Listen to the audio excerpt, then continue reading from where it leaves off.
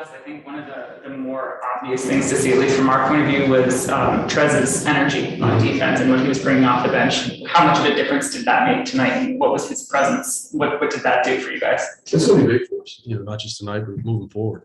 Because he plays with a different energy at a different pace. Whether it's carving out second possessions, just hitting bodies, freeing up his teammates, and then his talk.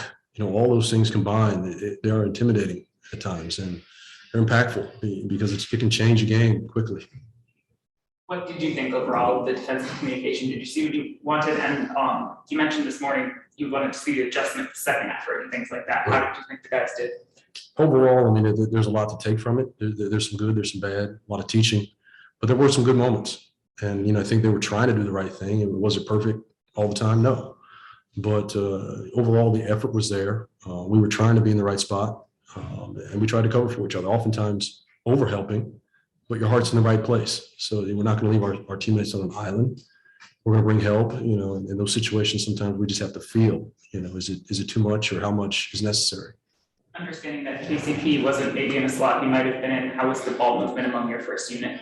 To start, there was a point of emphasis we had to make. Continue to keep that ball popping. It got better as the game went, and I just think guys started to read it, and they're switching a lot. I think that messed with us a little bit, but it's going to be something we have to deal with going forward because a lot of teams, are going to downsize and play that way at times.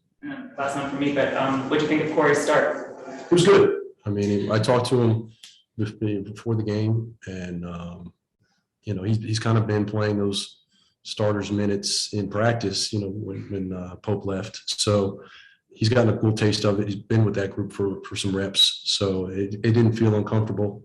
I thought he played within himself, tried to do the right thing, and had great looks. I think we all had great looks to start. Just didn't knock him down. So you try to form that chemistry. So after this first game, how do you evaluate the chemistry of the team? It's a work in progress. I know we've had 8 practices. It's the first preseason game. It's the first time we've really gotten after it against someone else. So it gives you a different look. It's tough when you're guarding yourself, and both sides know the calls, they know the play calls. So it just kind of junk it up a little bit. But when you're playing another team, it's got a different feel. The pace of it, the physicality of it. So when those things you incorporate that with the pace and the speed, I think it can change, some of the dynamics, make it harder to kind of get your communication to be on the same page.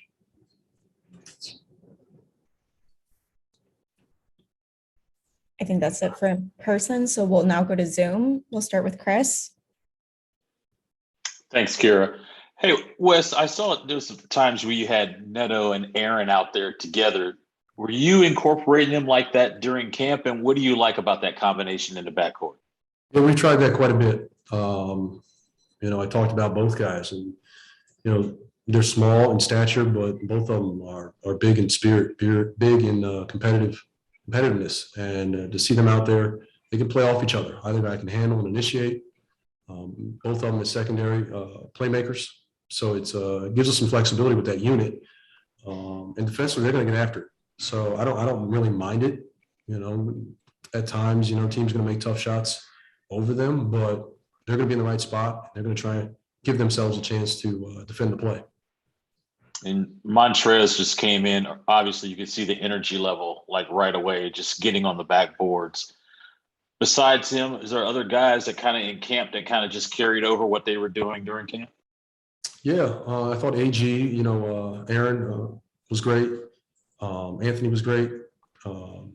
Corey was good, and not necessarily in those game minutes, because you look at the box score and say, well, it doesn't add up, it doesn't equate. But when you sit back and watch, they did a lot of good things.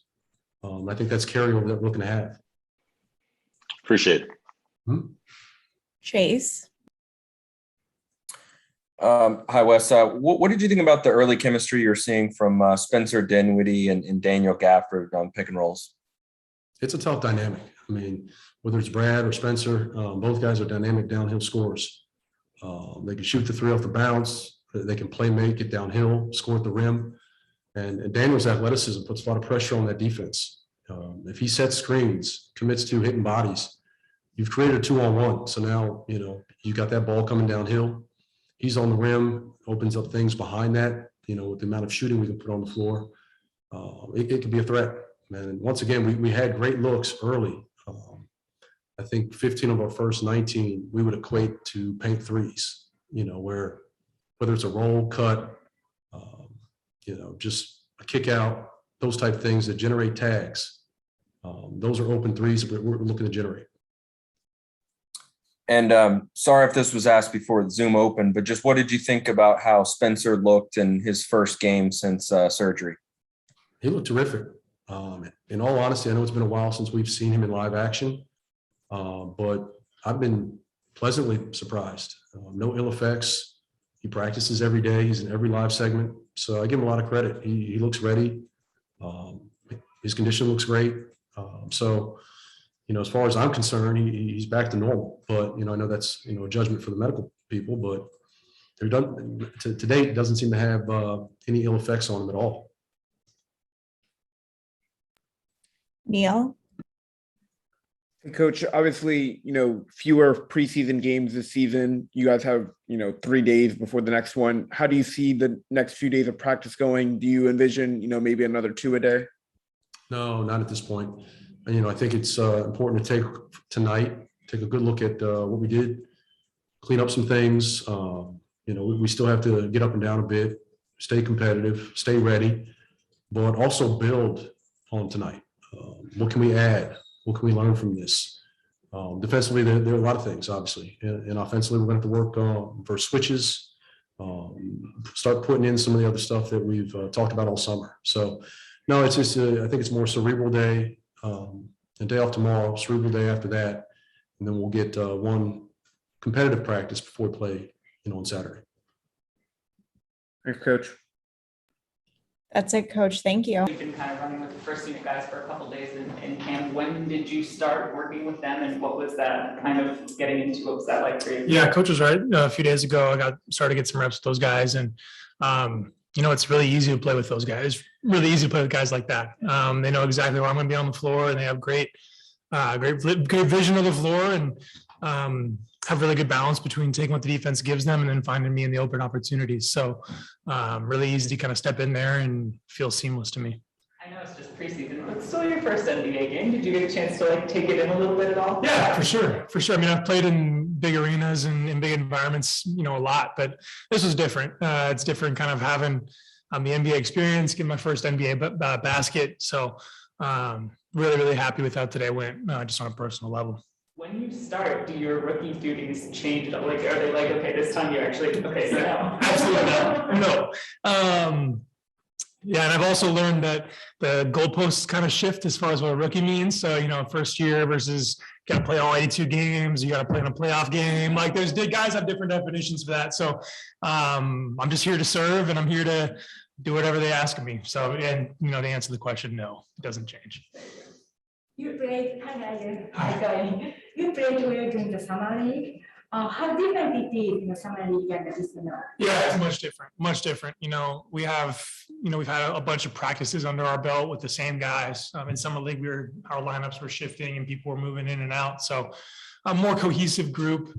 And we didn't have Brad Beal in summer league. So having him on the floor, helps a lot. And then you played against Jalen Green. You played in college for 4 years, and then they played in the pro in the G League for 1 year. Both have an advantage. Do you think what is the difference?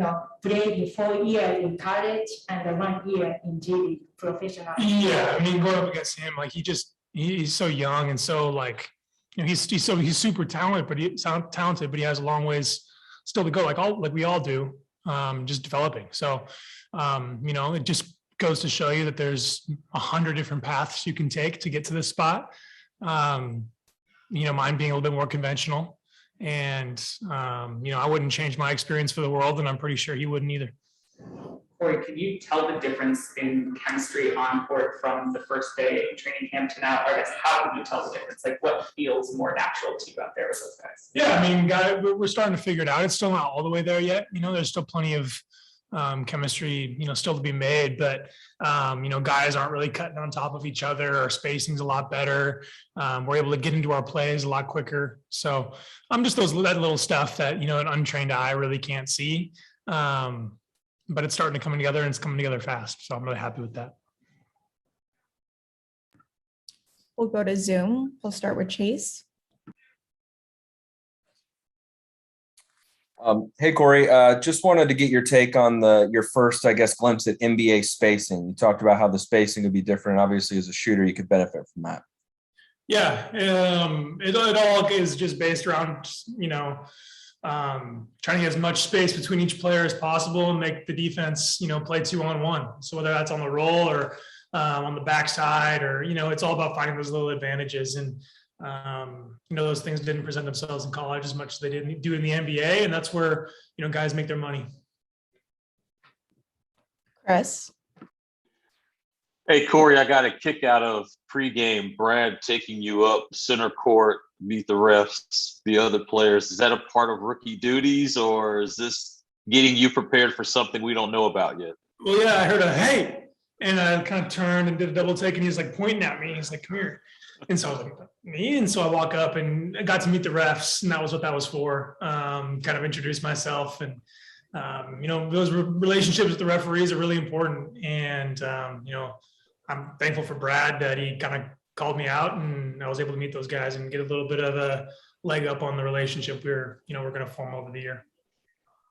For a shooter like you, I'm curious, what's it like when you see it go through the net early in a game? What does that do for your confidence? Are you a guy that just, as the game goes on, it's going to go in the net eventually?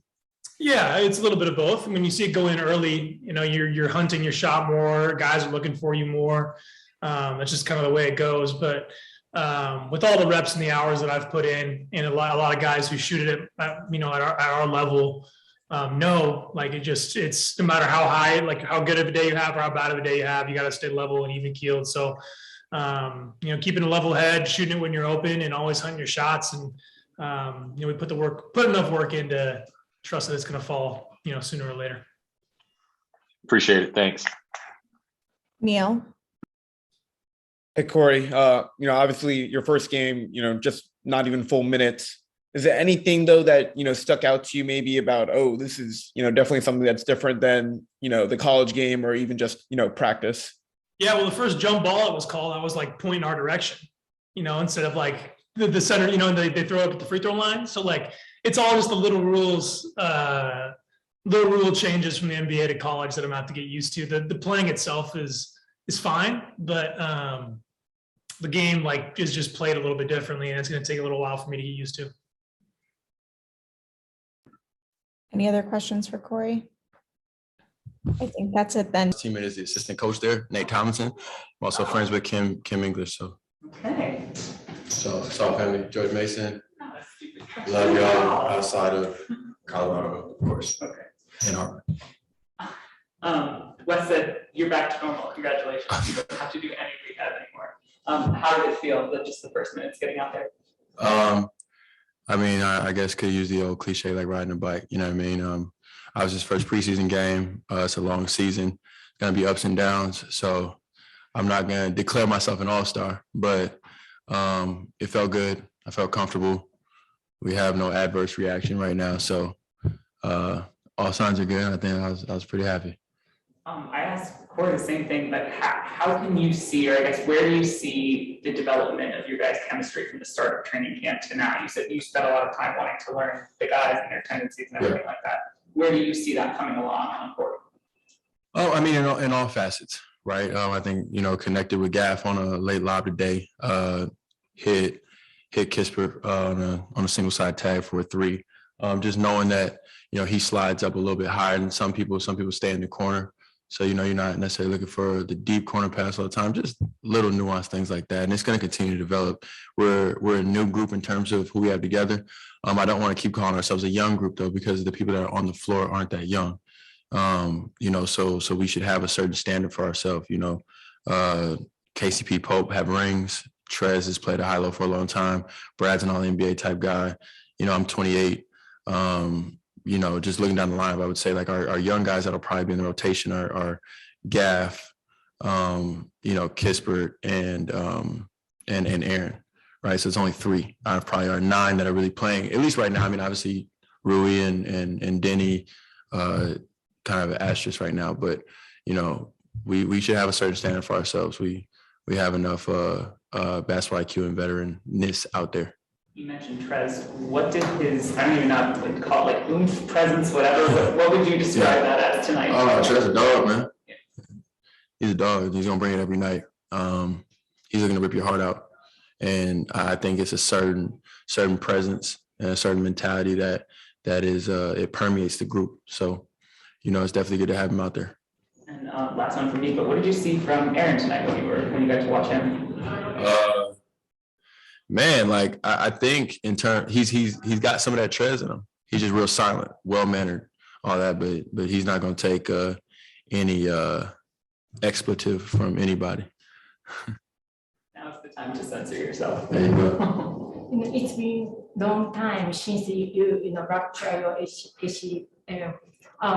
How did you feel before this tonight's game? It's thrilled, or you are nervous, or? No, I mean, I don't think I was nervous. It's basketball at the end of the day, and it's preseason. I might have nerves for the first official game, but at the same time, I've also been playing basketball, so I wasn't anxious about my knee. It was more so like a little bit of excitement, and an appreciation for being out here. I haven't played a major role on a team since March 2019, right? Since the shutdown. So there was a certain level of like just being very, very grateful. That more than anything. You had a very hard time during the rehabilitation process. Did you remember, think that days, how hard it was, and finally you come here. For sure. My son actually lives in San Antonio, and so this is not far for him. So I got to spend a little bit of time with him over the last, let's call it 18 hours or so. And, in that time frame, you reflect, and probably because he's 3, right? So you look at a young kid, and then I guess all of us kind of have some of those moments. And so in that reflecting, I definitely thought about the rehab process, just how different he is from the 8 months when it started and to now, and everything that's happened during that time. It's been a lot, but again, like coming back to it, I just feel outrageously grateful. I'm healthy, I'm playing, I'm with an organization, a team that wants me. I get to play alongside a great player like Brad every game in the backcourt. My son's healthy and probably the smartest person in this room if he was here. So, it's looking up right now. I just hope that, it continues. We will go to Zoom. We'll start with Chase. Hey, man, you mentioned the lob you threw to Gafford. Just what are your early impressions of playing with him and building chemistry with him? Oh, man. The crazy part is, like, obviously, I know that Jared Allen comparison is a little bit lazy just because they're the last two 6'11", wiry, kind of young centers that I played with. He's a much more fluid athlete than Jared is.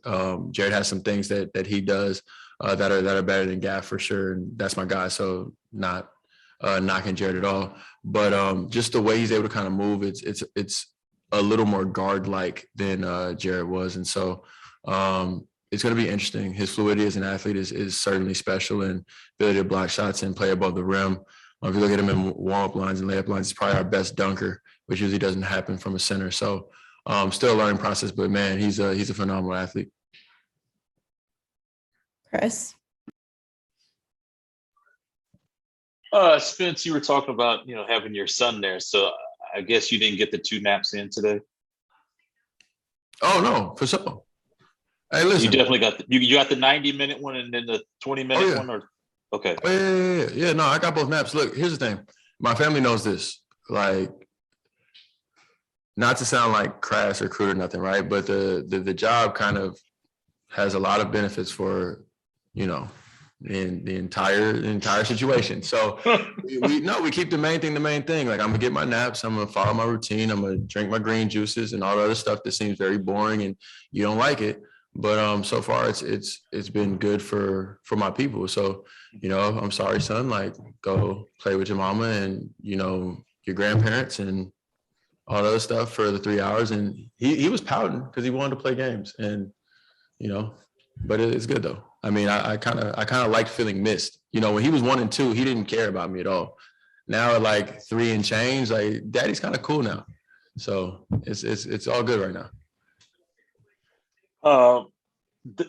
The rookie Kispert, Brad kind of messed with him before the game to send him to center circle to kind of meet the refs, right? Shake the opposing team's hand, all that other stuff.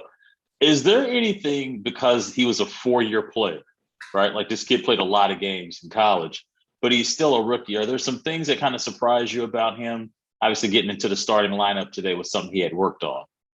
Yeah, I mean, I think the practice before we left, when we were in a scrimmage, he was an absolute flamethrower. And he also caught a tip dunk, I believe, in that practice too. So it showed you some of the sneaky athleticism. Sorry to even say sneaky because of the racial undertones of that. But no, can really shoot, smart, heady. He's going to get to space. I think that's really big for our team because obviously Brad's a prolific driver. So, like, we have to find ways to continue to create space. The rest of us, me included, you know what I'm saying? So Kispert already having some of that, like, ingrained in him makes him an easy fit to play with, the main unit. Thanks, Vince. Safe travels home. Thank you, brother. That's all the time we have for tonight. Thanks, Spencer. No problem. Thank you. Montrez will be right up.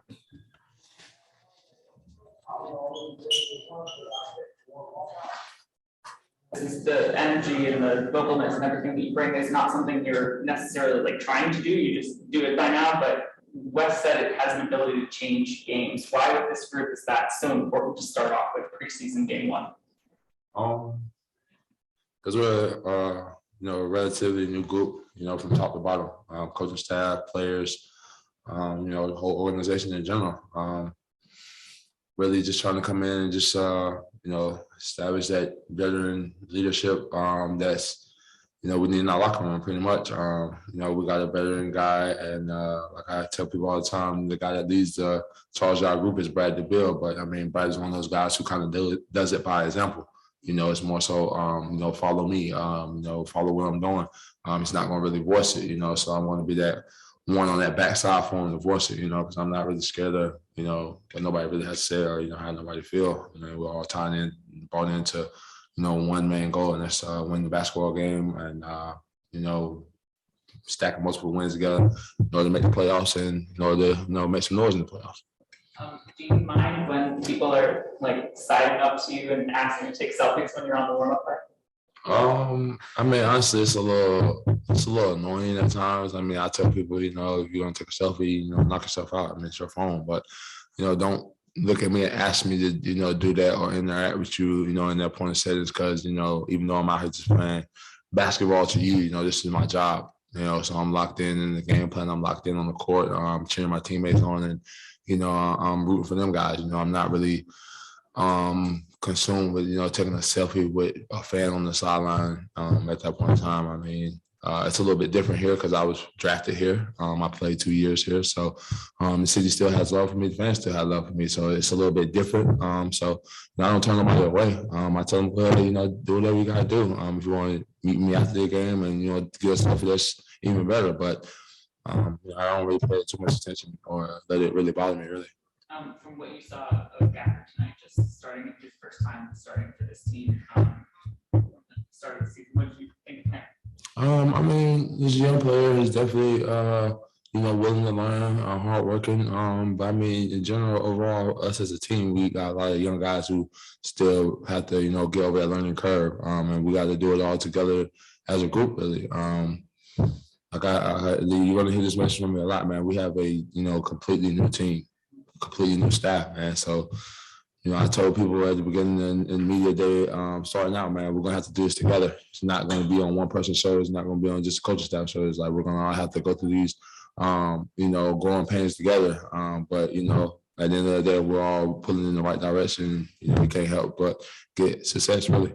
Given that starting point of the new roster and everything, where did you think the defensive communication was tonight overall? We got a lot to learn. The film is definitely going to show us that. I mean, honestly, you know, when you lose a game, it's a lot more to learn when you win one. You know, it's a lot of different things that we can say we could have did better. A lot of different things we could have executed better. But I mean, at the end of the day, we had, you know, 7 to 8 practice in training camp, and then, you know, coming on and applying that to the floor with a relatively new team, a new group of guys. I mean, I think we did pretty solid for the first outing. I mean, honestly, it's just about continuing to keep building and keep stacking those days, keep stacking these games in order to go in the right direction. You know, we got 2 or 3 more games, dress rehearsals, and then the real one. So, you know, it's just time to get all the little hiccups and, you know, the do's and the don'ts, you know, in now. And like I said, I can't fault us for how we played tonight. We played a great game. You know, the ball didn't bounce our way. They hit, you know, a hell of a lot of tough shots one-on-one, man, even down to the end where we played all the way through, man. It just made shots. It is what it is, man. But, you know, like I said, there's a lot of things that we can learn and take away from this game, both good and bad. Start from Houston to Clippers and Lakers. This year with Wizards, do you have a feel that you have responsibility to be a leader more than ever? Nah, not really. I don't really, you know, look at it like I gotta come in and set an example or anything like that. You know, I do it because, like I said, we got a lot of young guys in our locker room. Two rookies, a couple of guys who are, you know, in our training camp that's trying to compete for a spot. I mean, oldest guy on the team may be Brad, and he's only like 28. So that says a lot for our roster. It says a lot for our team. You know, it's relatively young. You feel me? So I don't really try to come in and just, you know, take it upon myself saying I'm going to be the leader. Like I said, Brad is our leader. I'm just more so the guy who's going to do it on that vocal aspect for him because, you know, it's just how I'm wired, man. You know, I play with a lot of energy. I'm constantly talking on the floor. You know, some good, some bad at times, man. But it's just how I am, man. So really, like I said, I'm just going to be really that backup voice for Brad, you know, in the times that we really need it. Because I think we got a lot of young guys on the team, but also I think we got a lot of young guys who understand who Brad Bill is and what he brings to the floor. You know, how he his work ethic, and, you know, how he goes about handling his business on a day-to-day basis. And, you know, I see a lot of guys, you know, even throughout this training camp process, you know, getting extra shots up, staying in late, you know, doing all the little things. So they, you know, seeing the example that he's putting out and following it. We'll go to Zoom. We'll start with Chase. Hey, man, as a veteran player who knows how to get ready for a regular season, what's your approach to the preseason and what do you try to get out of it individually? Honestly, man, I'm trying to, you know, just get back to playing basketball freely, man. Just get back to enjoying the game and, you know, just being able to help my team, you know, on both ends of the floor. You know, I didn't really get to be utilized how I wanted to be last year. I damn near felt like I had, you know, a season off. So I'm using this preseason to really ramp back up and really, you know, knock off a lot of, you know, the rest on my own game, really. And it starts tonight. I think I was like 2 for 8 from the field. I rebounded the ball pretty well. Free throws fell for me. You know, I'm my own, you know, worst critic, man. So, but I don't like how, you know, a couple passes my teammates dropped out to me. I didn't finish for them. Even the offensive rebounds that I got, I didn't finish. And it caused it just, you know, become more and more shot attempts where, you know, it's lost possessions. And it wouldn't be a problem if we won the game, you know, but we lost. You know, even in the preseason game, you want to win. I'm a competitive person, and, you know, no matter what the setting is, no matter what the stage is, I want to win. So, you know, I just feel like, you know, there's a couple of things that, you know, I really want to get back on top of, really. So, honestly, I'm using this preseason to really just, you know, get myself prepared for an 82-game season with a brand new team, and just utilizing being the best in the role that they have me in, really. And just what was it like working with Wes Unseld Jr., you know, his first preseason game as an NBA head coach? Oh, it's great, man. Coach West is a good coach. He's a great coach, honestly. I wouldn't say good. He's a great coach. With having the experience from your dad being in the game and, a lot of different things that he's going to teach and bring to the game, and then you come with your own aspect. Coach West is great, man. Like I said, but it's not really, more so just on him. We got to do it as a collective group. From coaching staff to players to front office, man. Everybody in this organization is fairly new, man. So like I said, it's going to be a lot of growing pains that we're going to have to get over and have to withstand. But as long as we're doing it together, I feel like, we'll be going in the right direction, really. That's all the time we have for tonight. Thank you, Trez. Thank you.